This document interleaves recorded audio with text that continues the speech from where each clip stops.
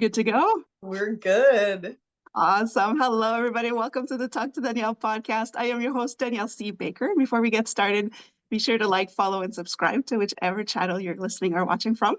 And of course, with season 2, this episode is brought to you by the Self-Esteem Doctor Online Academy with the amazing Dr. Simone Alicia. There's a wealth of resources there to help you with your child's self-esteem and confidence and so much more. So I'll put the link in the description so you can have a look at it. I highly recommend it.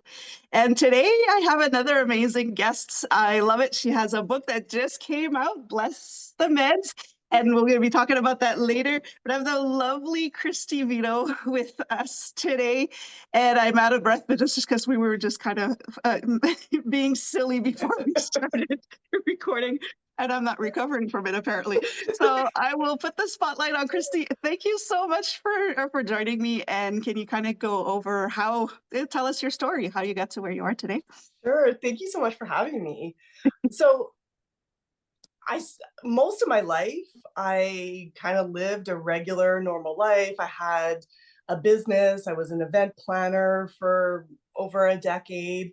And then I had a little fender bender, which completely turned my life upside down. It was like Pandora's box that opened every potential health issue imaginable, really. And so I was first diagnosed with inflammatory bowel disease, which I had to have emergency life-saving surgery in 2020 to actually remove my entire colon because of the inflammation.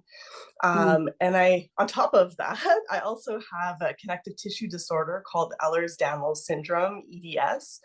And it's a genetic condition that is pretty much in every single cell of my body and every system of my body.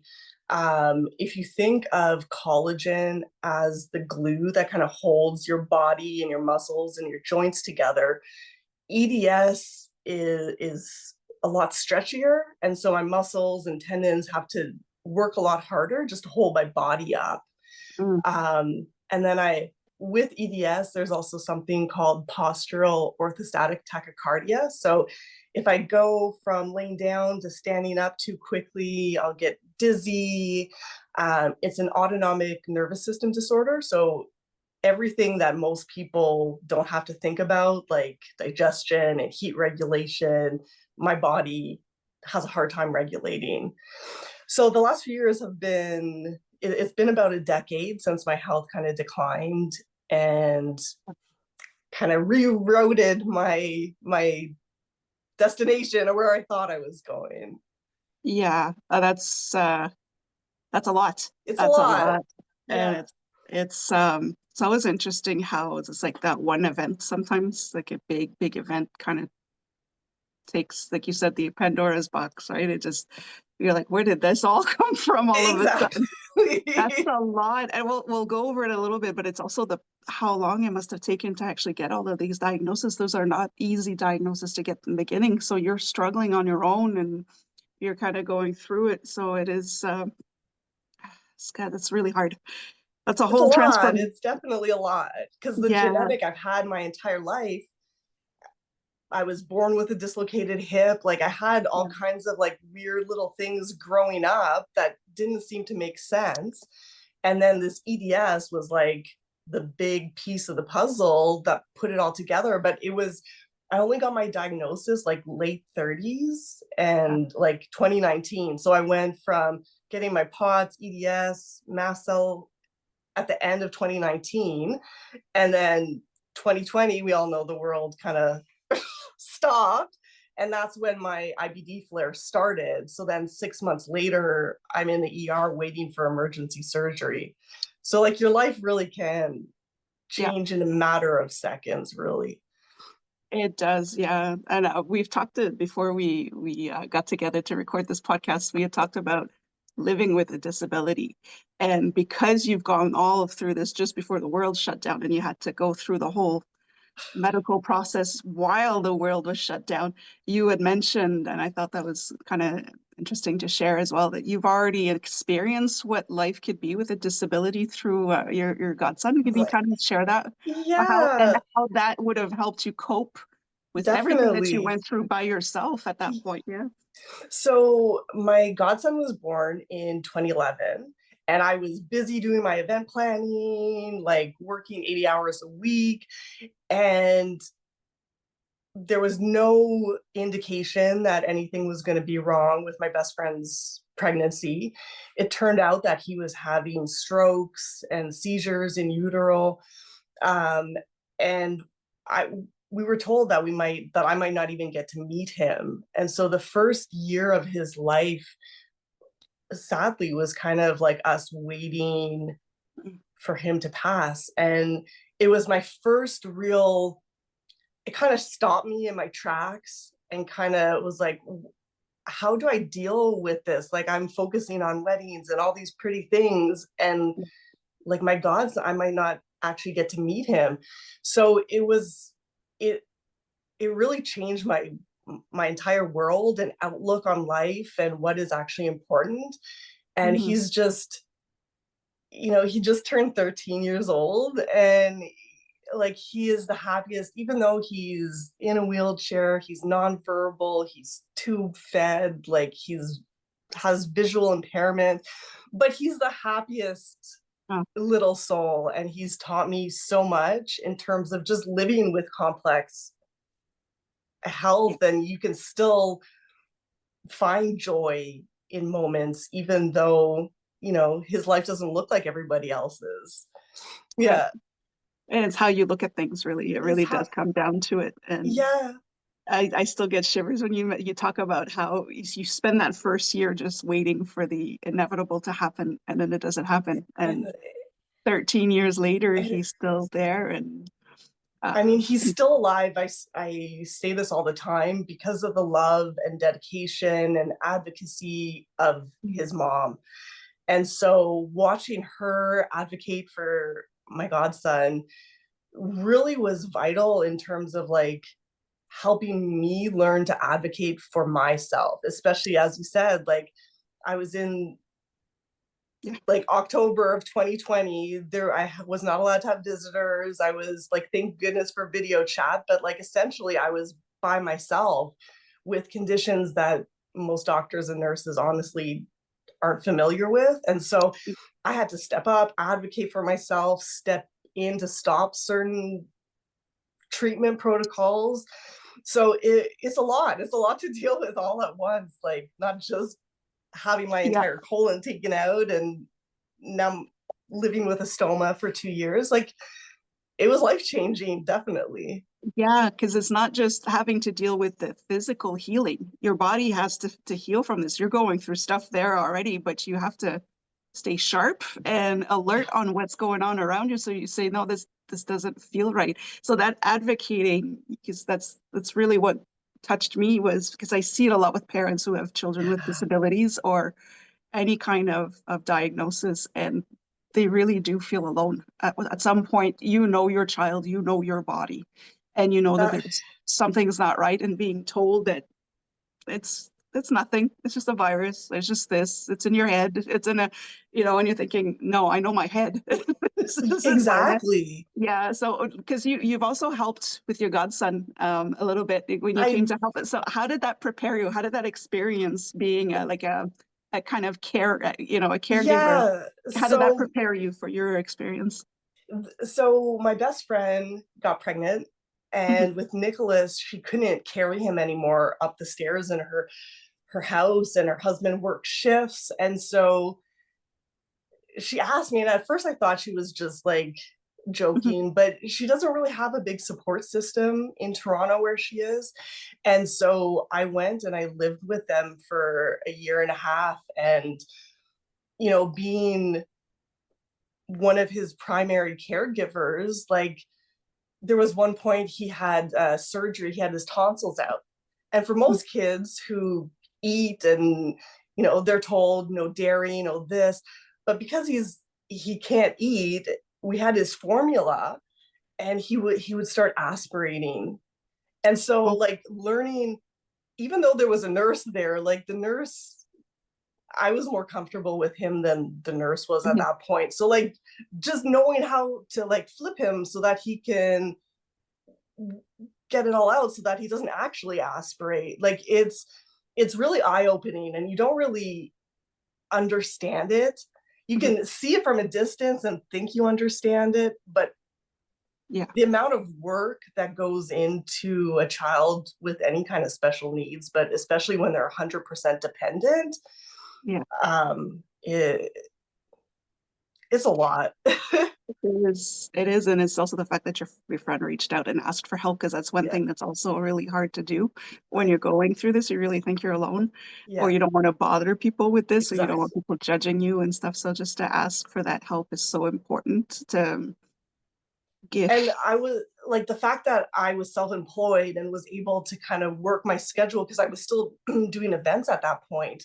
So Mhm. I was traveling back and forth. I was doing some events in Toronto. So I had the flexibility to actually be able to go there and support her the way she really Yeah. needed it.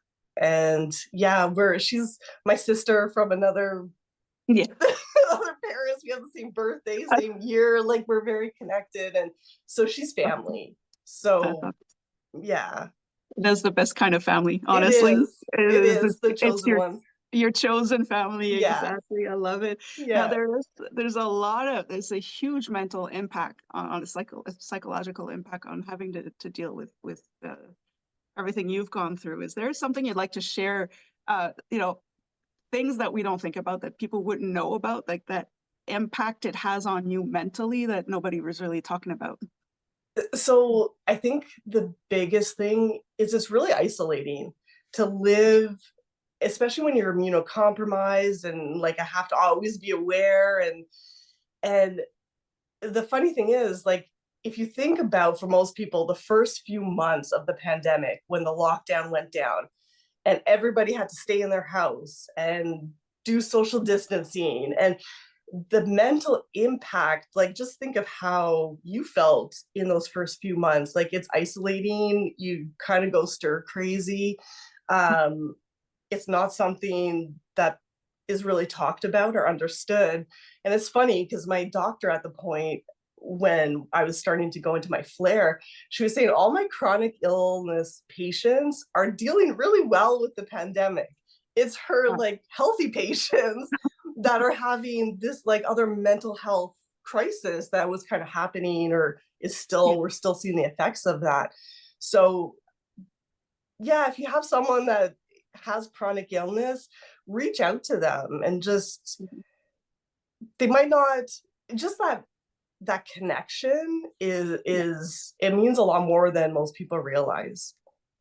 It does, and it Yeah. doesn't, from my experience too, it doesn't have to be somebody trying to fix or, find a solution. It's No, just be just to there. say hi, how's it Exactly. going?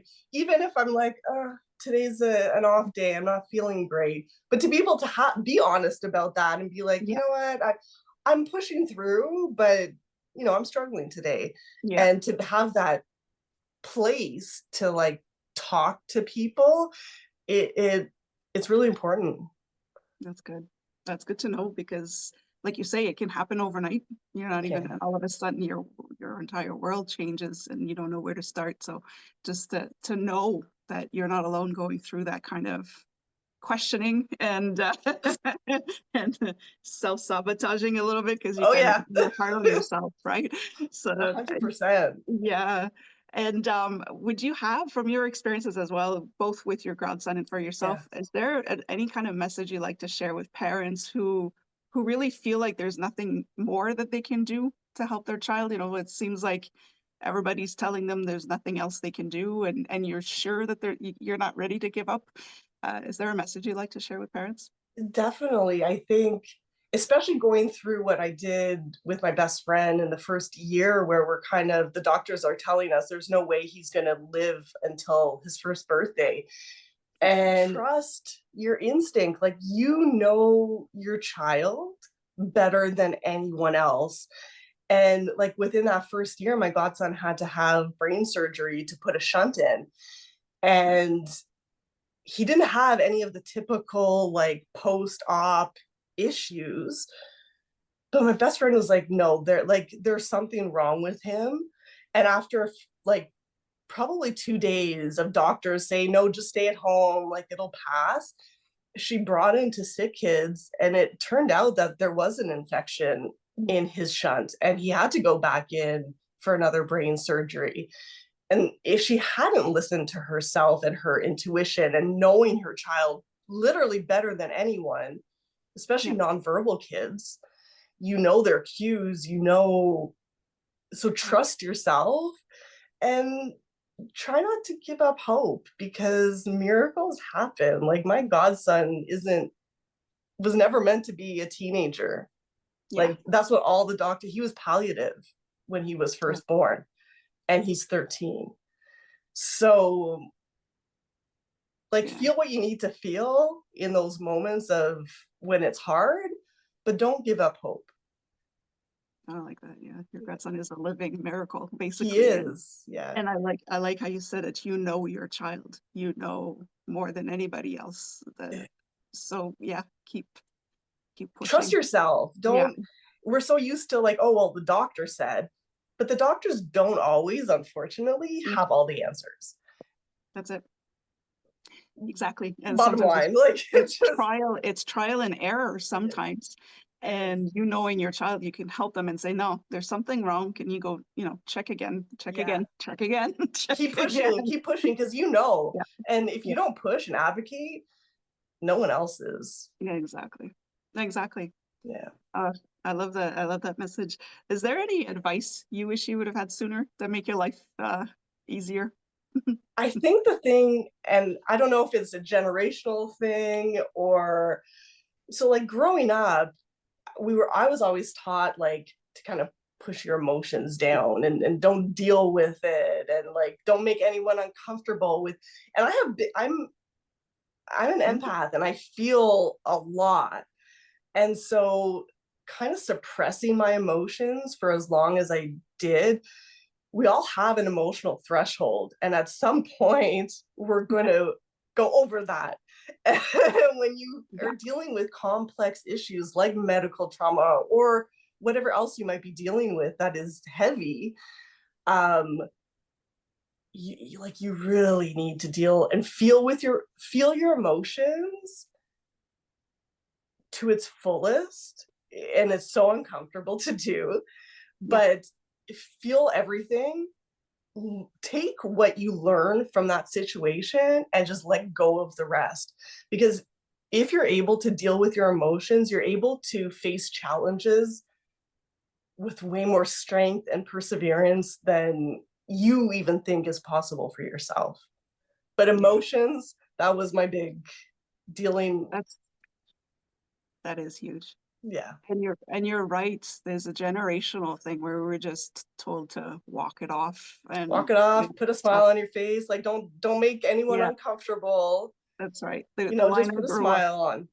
The line, especially as women, exactly. Just smile and push it down. Push it down. You're fine. Right.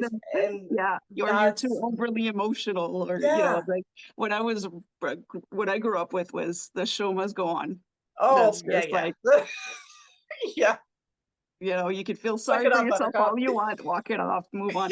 But look at what we're going through now in terms, not just us alone, but all the issues we have to deal with now, like feeling it, dealing with those emotions. It's heavy. Yeah, it is. I'm going to bring it right into the book. We got heavy there, and I loved it as an introduction, but you've got Bless the Meds that is out. It's doing amazing. #1 seller on Amazon. And this is something I experience myself. I've got my book here. Yeah, it's so exciting. But every author or people that I talked to who wrote a book are saying there was a time where you knew it was just time to do it. And, you think about it for decades, and all of a sudden you're like, no, this is it. So we have this amazing book, Bless the Meds, and some people are kind of like, what is that going to be about? Bless the, medication, all of that. But was there a defining moment where you're like, it's time for this to come out, and I'm doing it? So I believe in divine timing. And so even though this is something that has literally been in the back of my head probably since like 2016 when I first got diagnosed in 2015, and just learning how to navigate my body and all the pain and everything that comes with it. So basically what happened was I had to go through all my surgeries and all that experience, as well as last year my dad had a major stroke, and he like bled out. He pretty much died on the table twice. His heart stopped. And but he came like today, a year and a bit later, like you would never know that he went through what he went through. And I think that was the last kind of part that I needed to experience before writing the book, because it really like re-emphasized for me, even though I had been a caregiver with my godson, to be a caregiver and support my parents through this like so much uncertainty and like fear and everything that comes with it. And so then once my dad was like stable and I knew he was good, it's like the book was just like ready to flow. And even with my brain fog and all of that, like it really, it only took me a few months to actually write it once I sat down, and it just like it was ready to be written. And it's funny you talk about Bless the Meds. What's it about? It's about medication, this, and it's actually one of the first big mindfulness shifts that I had as a chronic pain person. And I think a lot of people that are new to having to take medication, they have this like, I don't want to take it, it's toxic, I just don't want it. And so I had that, and I didn't want to take the meds, and I did, and it was like hitting my head against a wall. And a friend and mentor, she asked me, well, do you feel better on the meds? And I did. And so she's like, what if you looked at it as an exchange and be thankful for this healing? And so I know this is a bit like woo for a lot of people, but I actually started blessing, like literally blessing my meds as like a sacred acknowledgement for the healing that they're providing. And so it's the ability to see a situation and a perspective from like unlimited possibilities. And so I share a lot of the mindfulness tips that really helped me get through all the craziness that I've been through, as well as alternative pain management. Like I don't actually talk, I'm not a doctor, so I'm not talking about actual pharmaceutical meds. It's, you know, sun is healing, the ocean is healing, it's medicine.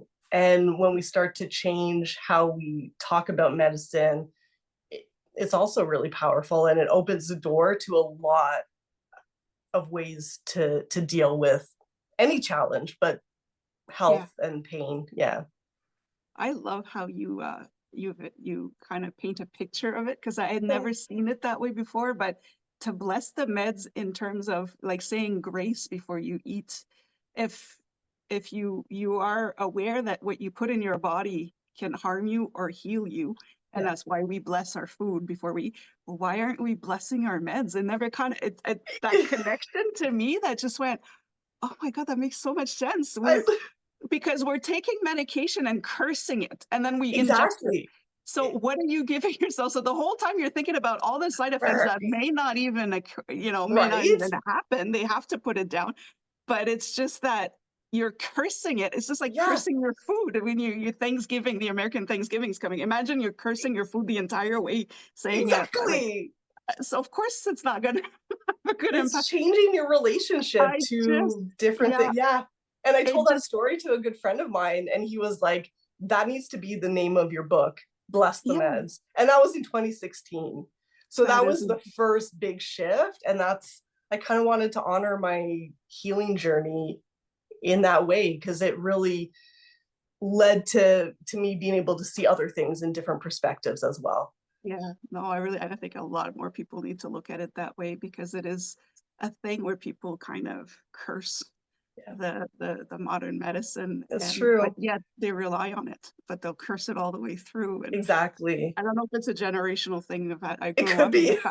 I grew up in a family where they worked in the medical field, but they all refuse to take their medication. And when Yeah. they do, they start feeling better and then they stop and then they get sick again. And I'm just like, Ex- but I was feeling better. Yeah, because the meds are The meds working.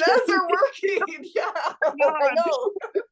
And I come from a very natural family, Yeah. so we go to the alternative medicines first. We do the natural healing, but sometimes when it's not really a natural illness, Yeah. you kind I've of done need it that. all. Trust me, Yeah, allopathic, holistic, naturopathic, functional.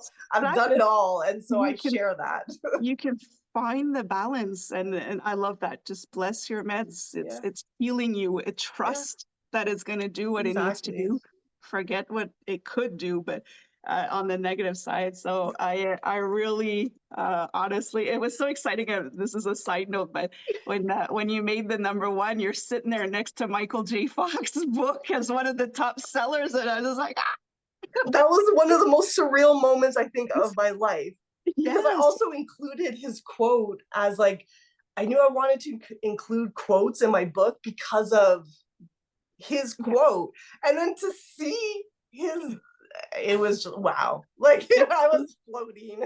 I know. I was floating with you. I was just sitting there going, my family thinks I'm nuts now. They really do. They always kind of question it, but now I'm sitting in my office just kind of dancing. Embrace it. Embrace it. Whatever Yeah. makes you happy, do more of that. Oh, I love it. So definitely it's available on Amazon. You can go check it out. It's great. And what is you? What's coming up for you now? With all this So excitement. I know. So I have my launch that's coming up on Yeah. Saturday. So the official like in-person launch. And then like next year I already have like the groundwork for a course that I want to create along with another book to help people learn to live in the present moment. So like I definitely see more books in the future, maybe Yeah. some speaking engagements, maybe a TED talk. I don't know. Like Yeah. there's lots of things that I would love to do for sure. Yeah. This opened up a whole new world for you, and you just have Exactly. you're Yeah. playing it. I love that. I Yeah. love it. Actually, that brings me to my favorite question in an interview. That's I promised a little girl I would ask everybody that, and it's, what do you want to be when you grow up? So it's funny because like you did give me a heads up. And so the first thing that I thought, and it never went away, and you might laugh, but it's true, is like a fairy godmother. Oh, I like I'm an aunt, like I don't have my own kids, so I'm an auntie. I absolutely love my little ones. When I was doing weddings, a few of my clients and couples used to call me their fairy godmother. oh, And it that's just awesome. like, so this idea of like magical and like granting wishes and, I love it. like spreading my magic, that's Oh, kind that's of my awesome. vibe. Like, yeah, Love it. You're kind of already doing it, though. thank you. Awesome. I see you at the book launch. This episode's going to air after the book launch, but I see Yeah, you with yeah. the wings. Yeah. Bring some So sparkly wings. and I Wicked love is that. coming. Well, Wicked just came out. So when I think of fairy godmother, I think of like Glinda. Yes. So it's like Absolutely. I with love her that. wand and the yeah.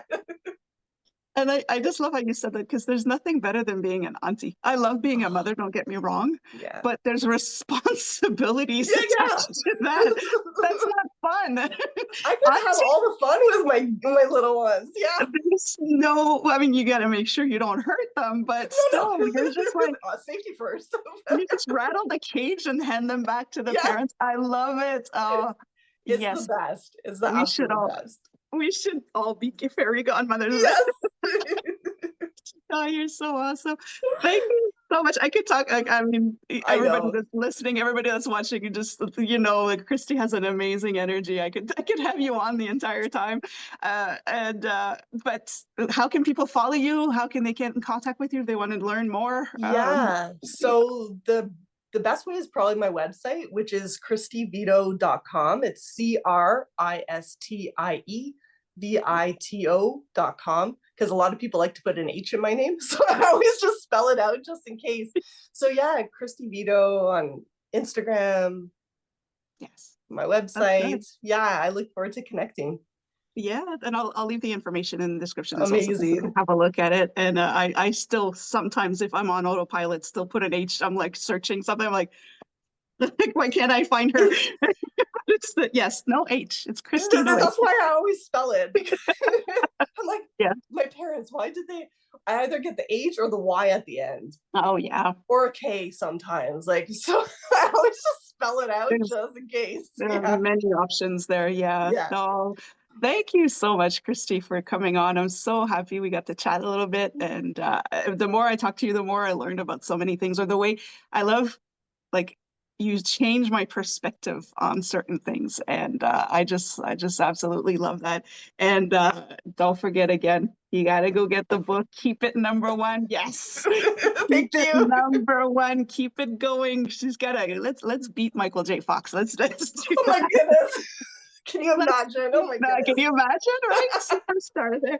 But so thank you again for coming on and sharing your story and this beautiful message. And well, anytime, whenever you're ready, you can come Thank, back on anytime. I love that. thank you so much. This was amazing. I had so much fun with you. Yeah, good. And for everybody watching, don't forget to like, follow, and subscribe to whichever channel you're listening or watching from. Don't forget to check out Cristie's website to see what's going on. Don't forget to get the book. It is amazing. Even if it's not for yourself, for somebody that you know that may be going through some stuff. So, and I know with the parents that I work, this could be really good. So thank you again. And until next time, stay safe, stay awesome, and we'll talk soon.